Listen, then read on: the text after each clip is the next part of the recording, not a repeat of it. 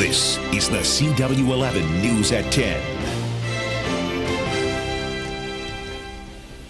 Good evening. It's a story that's put a U.S. corporation and powerful congressman at odds with a foreign nation. 2 U.S. pilots detained in Brazil after a deadly midair crash back in the United States tonight. They endured a brush with death and weeks of uncertainty and fear. They returned to Long Island today, but their ordeal is far from over.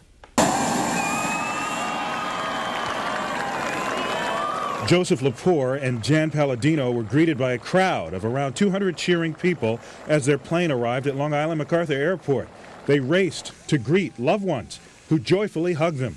The 2 pilots were detained in Brazil after the small executive jet they were flying collided with a Gol Airlines Boeing 737, 37,000 feet over the Amazon jungle.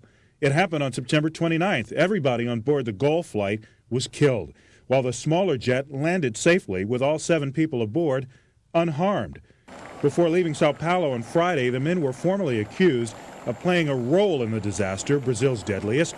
Also on hand today, Congressman Peter King, who strongly defends the pilots who both live on Long Island. Until I heard the wheels were up yesterday, the tension was just incredible because I kept feeling that the Brazilian government, which acted terribly throughout this entire matter. Brazilian federal police have charged Lepore and Palladino with exposing an aircraft to danger.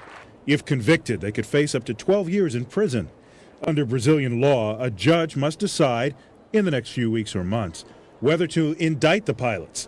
The men signed a document agreeing to return to Brazil to face charges, but King says he doesn't think they're going to have to. Today's welcome home ceremony was arranged by XL Air, the company that employs the 2 pilots. It is time for the destructive rhetoric from the Brazilian government, federal police, and prosecutors in Brazil to end. Their attorney has called the accusations against the 2 absurd.